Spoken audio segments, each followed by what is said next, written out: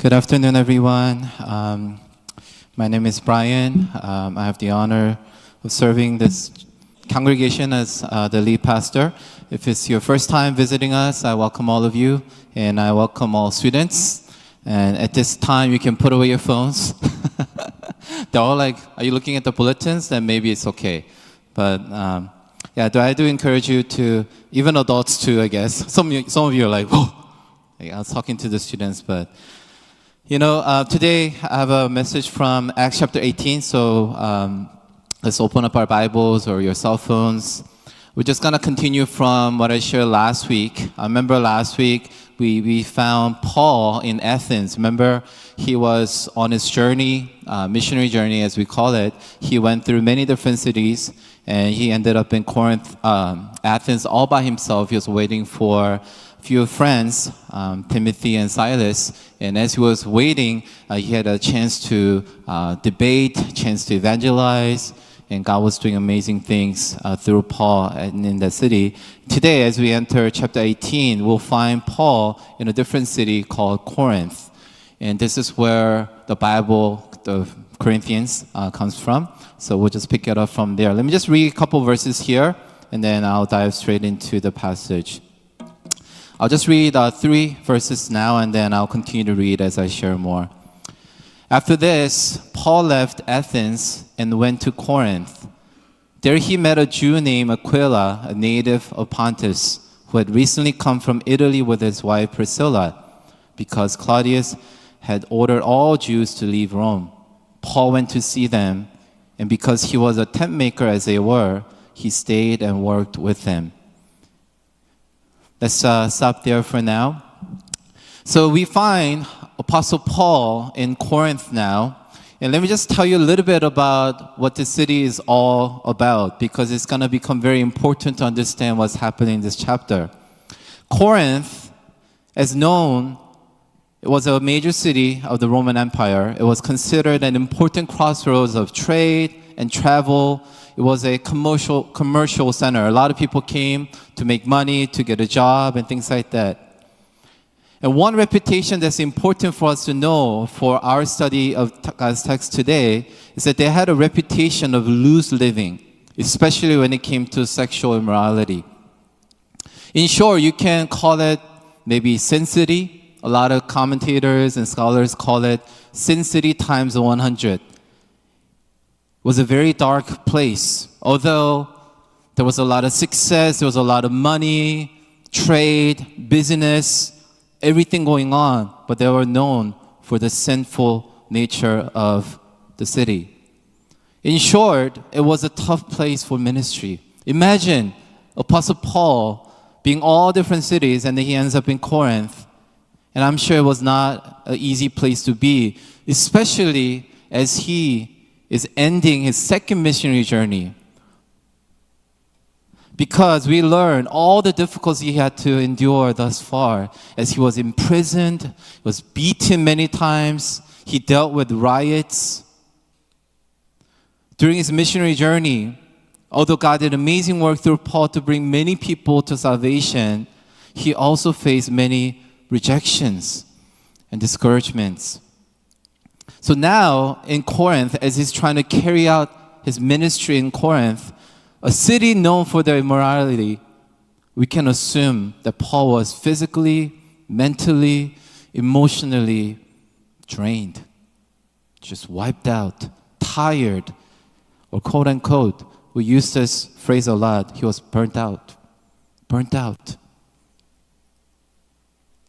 And one thing that I want to highlight here is that even spiritual giants like Apostle Paul, like David, like Moses, Elijah, they all faced moments when they were on the brink of giving up. They were burnt out. I found today's passage to be so timely and encouraging, as I know, as I was talking with many of you here, and I know what's going on in your lives. Even as I was talking with our college students during their small group and in our ride from CP to here this morning, many people are just tired, busy. There's so much stuff to do. Staying up all night, taking care of your kids, the pressure of this world. Many of us today, we find ourselves being burnt out. That's why I felt like today's passage was so timely, because we'll see how God takes Apostle Paul when he was so burnt out and tired, and he strengthens him through companionship, through fellowship. There are some key people here named Aquila and Priscilla. Through their ministry, Paul is re-energized, encouraged. And he doesn't just stay there. As he was strengthened, he goes about strengthening others. And that's the passage we'll look at today. That's why this was so timely for me. Because even for someone like me who enjoys ministry, and I told you many times, I love doing ministry. And I usually have a positive outlook for life. But in recent years, I've been dealing with the weight of ministry and life more than ever. I don't know what it is. Maybe it's the residue of like pandemic and the life, how hard it's gotten over the years. It's just been difficult in so many different ways. The past few conferences that I attended with our fellow pastors, they highlighted this one thing again and again. What was it? Pastoral burnout.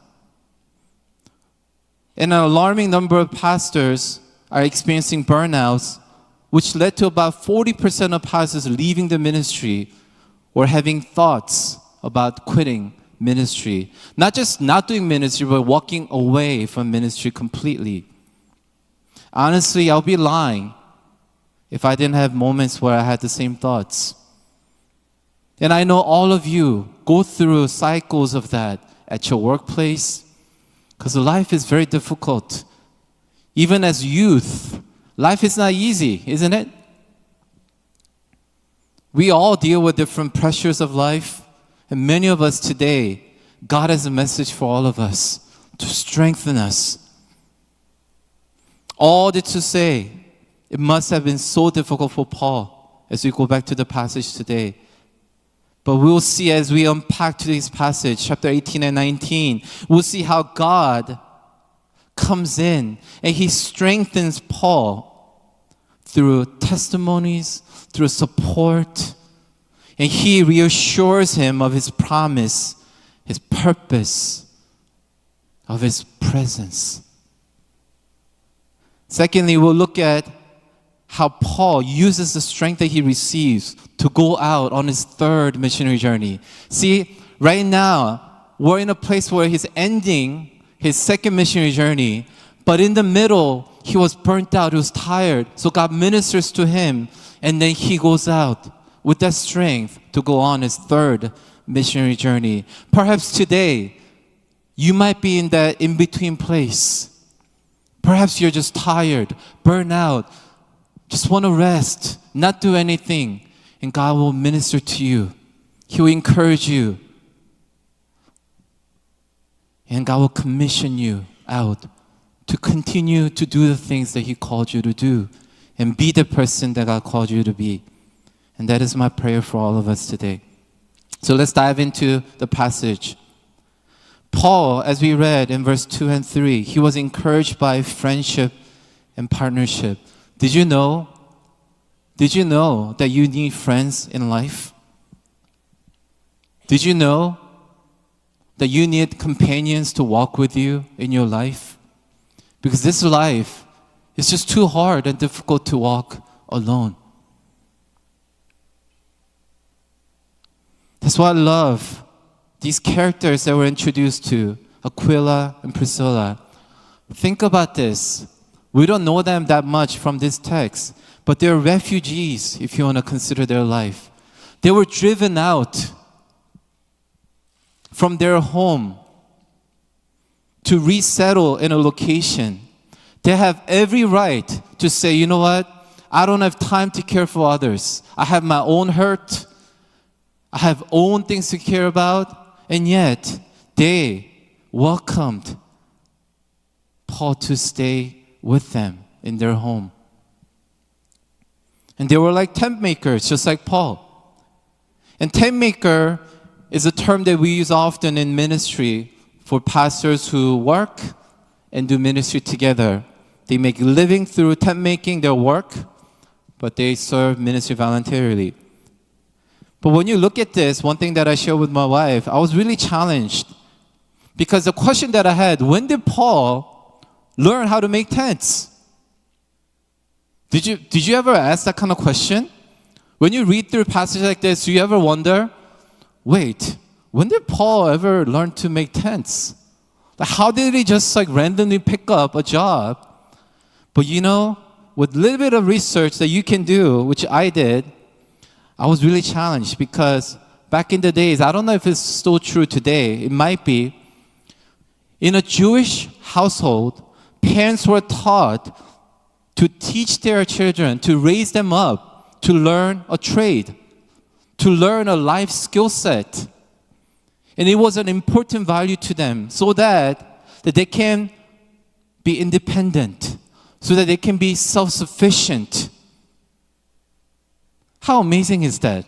As a parent, I was like, wow, that's something I should do as a parent. Because oftentimes, I must admit, I raise my kids to be so dependent on me. So a Jewish child will grow up to learn a skill set they can use in the future, just in case. And there was a teaching that said, a warning if you want to call it, that says something like this. Anyone who does not teach his child a skill or profession may be regarded as if he is teaching him to rob. They took this very seriously. And Paul, growing up as a Jew, he learned how to make tents. Not just literal tents, but he knew how to work with leather. That's amazing to know.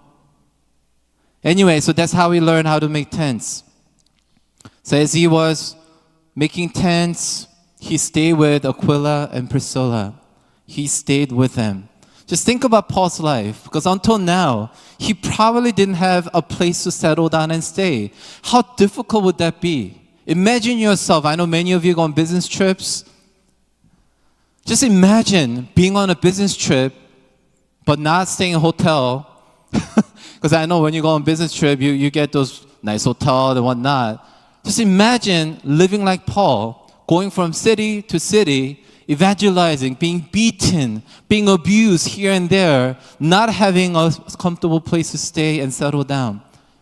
And now, he has an opportunity to have a place he can call home.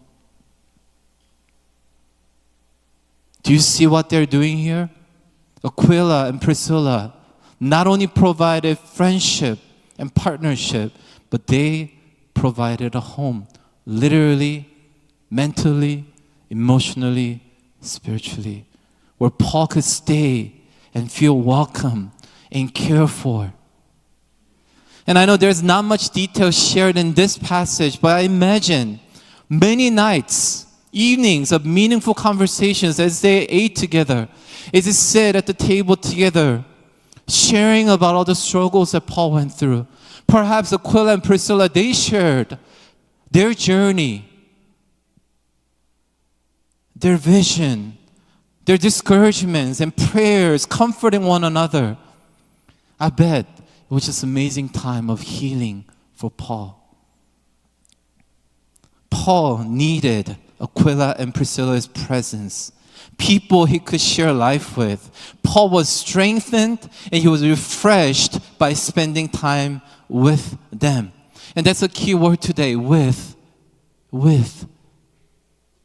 You know, a few months ago, maybe a month and a half ago, we said, a few of us who are part of the missions committee, we said, and we were talking with our dear missionary, Danielle Myung, and we asked her, how can we support you? Or how could we have done better? And one feedback she shared was that how she shared how amazing it was for her to welcome visitors. When people came out to meet her, to share a meal with her. And then we had Elder Alex and Isabella there. And they said, yeah, I remember when our pastor came out to Hong Kong to meet us. Just stop by and share a prayer with us. How encouraging that was. There's power to spending time with one another. And you know, and I know that. So I encourage you, as you pray for your missionaries, write an email to them. Christmas is coming up. They say holidays are the most difficult time for the missionaries. They miss family. They miss home. Perhaps as many of you start your community groups, maybe many of you, even in Timothy, Oikos groups, maybe you can write a letter, you can send something to our missionaries to encourage them. When life gets busy for many of us, one of the first things that we give up is community life. When people go through difficult times, and I've seen that again and again, when people experience burnout, when people go through difficult times, people often choose to go into what we call an isolation mode. They don't want to talk to anyone. They don't want to be bothered by anyone. We isolate ourselves into a corner. And I'm not undermining the need for alone time. We need that. But at the same time, we need to continue to plug ourselves into a community, especially when you're going through difficult times. Because you're not meant to go through that time alone. So I'm here to remind you that community will become more essential in those times of difficulty and burnout. You and I need to surround yourself with people like Aquila and Priscilla, to be like them, to welcome those who are in need of care and support. In Romans chapter 16, verse 3 and 4, we see the remarkable impact of Aquila and Priscilla's ministry. Let me just read these verses to you to see how much impact they made, not just in Paul's life, but to many others. It says this in Romans chapter 16, verse 3 and 4. Greet Priscilla and Aquila, my co-workers in Christ Jesus. Paul is writing this. They risked their lives for me. Not only I, but all the churches of the Gentiles are grateful to them. Greet also the church that meets at their house. How amazing is that? They not only hosted Paul to stay with them, but they actually let the whole church meet in their house. Not only they supported Paul, but it says all the churches of the Gentile are grateful to them. It is my dream to see something like this. If God were to describe my life, I would love to see something like this. That God would describe my life as someone who's so hospitable, who went out of my way to serve. They risked their lives for Paul. Do you have people like that in your life? Who risk everything for you and do life with you?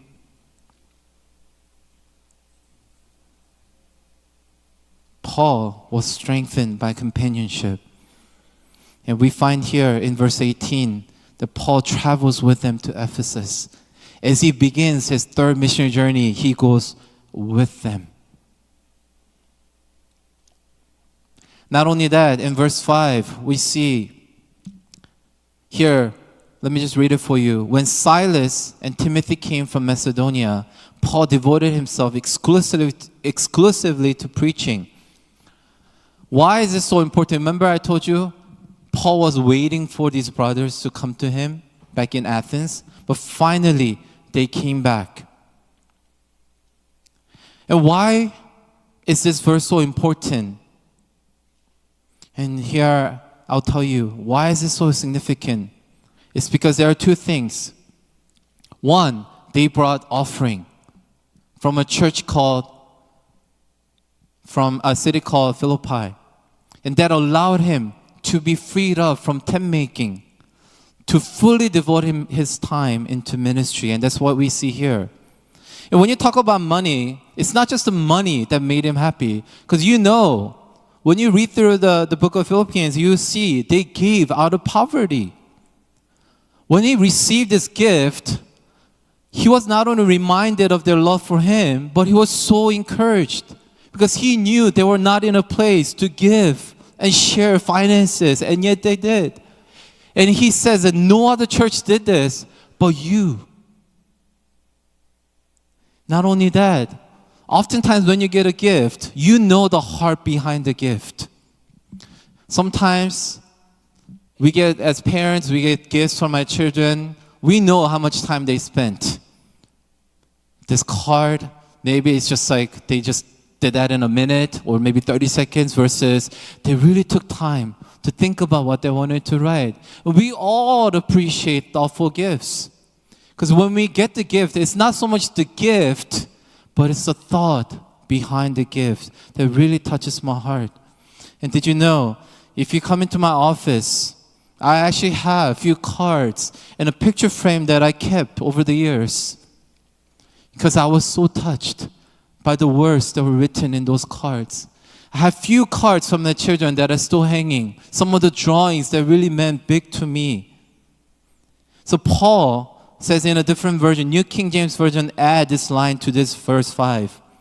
Listen to this. When Timothy and Silas came, Paul was compelled by the Spirit. His spirit jumped up. Not only was happy to see these brothers, I'm sure he was, but they not only brought offering, but they brought a good news to him. And what was that good news? It was the good news about the Thessalonian church. Not to go into detail about what happened in Thessalonica, when Paul went to the city of Thessalonica, he was driven out. He really didn't get a chance to get to know the believers. So he felt so bad leaving behind baby Christians. And he had to be driven out by people, by angry mob. So he always had this guilty feeling, kind of like mom leaving their children behind, not having the chance to take care of them. But when Silas and Timothy came, they shared this good news with him, saying, guess what? The believers that they used to concern about, they're growing strong. And Paul writes in Thessalonians and says, you are a model church. Model church. How you responded to the gospel and how you continue to be strong in your growth in Christ. So you can imagine why Paul was strengthened by the good news, by the testimonies of how the baby Christians are doing so well, and the offering and the presence of his friends. Not only that, as we read down, God ministered to Paul as well. Verse 9 says this, the Lord spoke to Paul in a vision. Do not be afraid. Keep on speaking. Do not be silent. Verse 10, for I am with you. And no one is going to attack and harm you because I have many people in this city. In this short vision, God reminds him, God reassures him of his presence, of his promise, and purpose. And why, all of a sudden, was this statement included in this passage? Because we know that Paul was in a state where he was just burnt out. Perhaps he told God, I don't want to do this anymore. I can't handle this anymore. Everyone is out to get me. So Lord comes in a vision overnight and God ministers to him. Paul, do not be afraid. Do not be afraid. Keep on doing what you're doing. Do not be silent. Speak up. For I am with you. With you.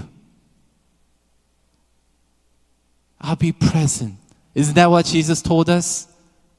The last words of Jesus was what? Not only he commissioned us to go make disciples, but he said what? I'll be with you to the ends of the earth. Do you believe that? Especially when we go through tough times, what we need is a reassurance of God's presence in our lives. Let me tell you, as your pastor, he is with you. Whether you feel it or not, whether you can see it or not, whether you doubt it or not, God is with you. That's the truth. And God promises to him, no one is going to attack or harm you. I'll protect you. That's my promise. And then he goes on to remind him of the purpose, because I have many people in this city who still need to hear the gospel, who may not know from left to right. They're blinded. They're living in sin. I'm empowering you. My presence is with you, and I'll protect you because there's so many people in this city who need to hear the message that you are about to share with them. Perhaps some of us, we not only need God's presence in our lives, we not only need God's promise to protect us and to be with us, but perhaps the last piece is so important, that God will motivate us, compel us to give us purpose of our being, of our life. So you know what happened in verse 11? It says, so Paul stayed in Corinth for 1.5 years, teaching them the word of God. We started by saying Paul was so tired, so burnt out, he didn't want to do anything. And as God used Aquila, Priscilla to strengthen him, as God appeared in a dream to remind him of his presence, his promise, and gave him purpose, the result is that Paul was able to go and minister for 1.5 years. That's the most time that he spent in one city. That's what God can do with companionship, with presence in your life. So we see a turnaround of Paul's life as you read. Let me just skip down to verse 23.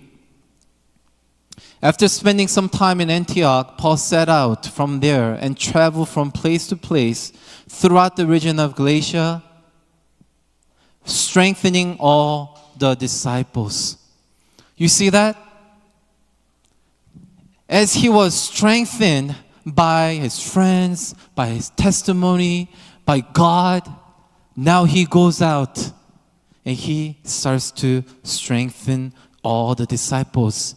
He revisits the churches that he planted, goes around with the strength that he received. He goes on to minister to the disciples again. Perhaps today God may do that to you. That He may strengthen you today as a church, as individuals, and will give you new purpose in your life. You know, when we talk about missions, as we can see from Paul's missionary journey, missions is not just limited to evangelism. That's not all Paul did. Missions is more than that. It's more holistic than that. Paul was not only interested in making converts, going from city to city, hosting big rally of just sharing the gospel. Okay, people raise your hands. Good. Let's go to the next city. It was so much more than that. More than seeing people come to Christ, but he was passionate about discipleship. As he went back to the churches and he strengthened all the disciples. Remember the letters to the churches that he wrote, which make up more than half of the New Testament that we hold in our Bible, proved that Paul was not only interested in converting them to Christianity or introducing Jesus, but he was all about discipleship. Seeing his disciples growing in Christ and becoming like Christ and living like Christ. That's what missions is all about. And you can call that a pastoral heart or simply following after how Jesus lived. If you think about how Jesus lived, what did he do? Same thing. He didn't just go from town to town, held massive healing services. He did that. But did you know most of his time that we read about in the Gospels, he spent time with few disciples. And sometimes, as a person living in the 21st century, logically it doesn't make sense. Jesus could have utilize his time and maximize his time by spending more time with the crowd, converting more people, feeding more people. And yet, his focus was with few disciples, spending time with them, eating with them, teaching them how to do life, walk in life. And that is what we're called to do. He was with them. So I encourage you, church, there are two things that will help us to thrive in our spiritual life. Very simple. And if we do these two things well, I guarantee you will experience God's life in your life. One, be with God. Be very intentional about being with God. Second, be with one another. Really, your walk with God really comes down to these two things. Are you with God every single day, every single moment? It could be devotional time, but even in addition to your devotional time, are you walking with God? Constantly in a conversation with God? Are you consulting God with your decisions? Are you spending time with God, praying with God? What about with one another? If we do these two things well, I bet many of us, if not all of us, will truly experience the true joy and the life to the full potential that God intended in our lives. And last thing I want to share as I invite the worship team is from verses 24 to 28 in chapter 18. Once again, we're reintroduced to Aquila and Priscilla and how they empowers this guy named Apollos.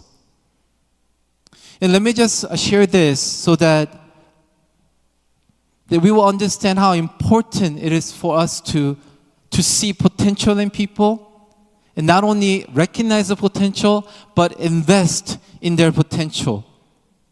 Verse 24, a Jew named Apollos, a native of Alexandria, came to Ephesus, a learned man with a thorough knowledge of the scriptures.